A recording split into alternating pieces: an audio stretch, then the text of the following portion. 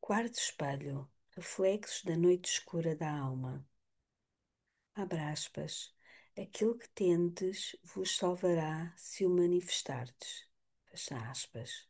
Evangelho de Tomé. Gerald, nome fictício, era engenheiro no Vale do Silício, na Califórnia. Durante o grande avanço da alta tecnologia no início da década de 1990, tinha duas lindas filhas e sua esposa era igualmente bela. Já viviam juntos há quase 15 anos. Quando eu o encontrei, ele tinha acabado de ganhar um prémio da companhia pelo seu quinto ano na função de solucionador sénior de problemas para um determinado tipo de software especialista. O seu desempenho fez com que o considerassem um verdadeiro património da companhia e usavam a sua vasta experiência mais do que a típica semana de 5 dias e 8 horas de trabalho diárias. Para atender à demanda pelas suas habilidades, ele começou a trabalhar até altas horas da noite e também nos fins de semana, além de fazer viagens para convenções e exposições profissionais com o seu software. Não demorou muito e ele notou que passava mais tempo com os seus colegas de trabalho do que com a sua família. Eu podia ver nos seus olhos como ele se ressentia da falta de convívio com os familiares. Quando Gerald chegava em casa à noite, encontrava a esposa e as filhas dormindo e na manhã seguinte ele já estava no trabalho antes delas se levantarem. Depois de algum tempo, ele começou a sentir-se um estranho na própria casa. Ele sabia mais acerca das famílias das pessoas no seu escritório do que sobre a sua própria. Foi nesse ponto que a vida de Gerald deu uma violenta guinada. Por acaso, ele tinha-me procurado para uma sessão de aconselhamento enquanto eu escrevia um livro intitulado Walking Between the Worlds: The Science of Compassion. Uh, em português, Andando entre os mundos, a ciência da compaixão, que descrevia como os, entre aspas, espelhos dos nossos relacionamentos atuavam na nossa vida. Há mais de 2200 anos, os autores dos manuscritos do Mar Morto identificaram 7 padrões específicos de ocorrência provável nas nossas interações com outras pessoas. À medida que Gerald desenrolava a sua história, ficava cada vez mais claro que ele descrevia um desses padrões, reflexo de um dos nossos maiores medos, usualmente conhecido como a noite escura da alma.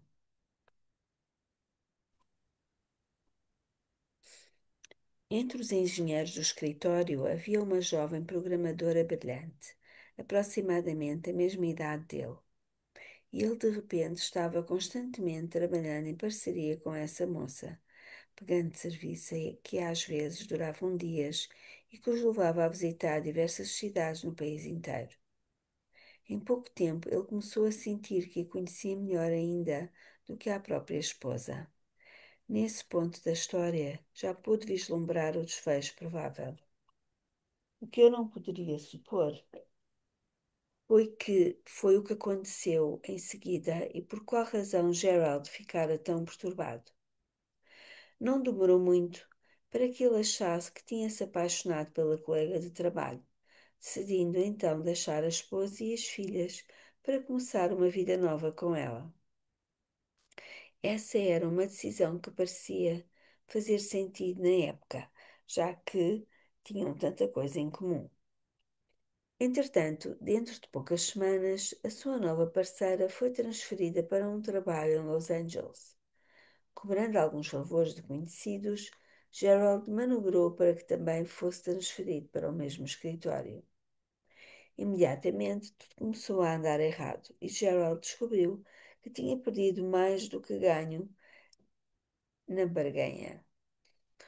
Os amigos comuns dele e da esposa, conhecidos de muitos anos, repentinamente tornaram-se distantes e indisponíveis.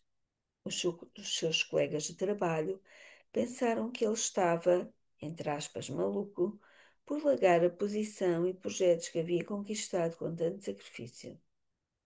Até mesmo os seus pais se enraiveceram quando viram que ele tinha largado a família. Embora traumatizado, ele racionalizou, dizendo a si mesmo que esse era o preço a pagar pela mudança de vida. Ele estava livre para começar uma grande vida nova. O que mais poderia pedir? É nesse ponto que o espelho do equilíbrio vindo da noite escura da alma entra em cena. Quando as coisas pareciam estar correndo como planeado, Gerald descobriu que, na realidade, tudo estava se esfacelando. Em poucas semanas, o seu novo amor deixou claro que o relacionamento não era o que ela esperava que fosse. Ela rompeu bruscamente e pediu que ele se fosse. Sem mais nem menos, de repente, ele estava sozinho e arrasado. Abre aspas. Depois de tudo o que eu tinha feito por ela, como ela poderia fazer isso? Fecha aspas. Ele gemia.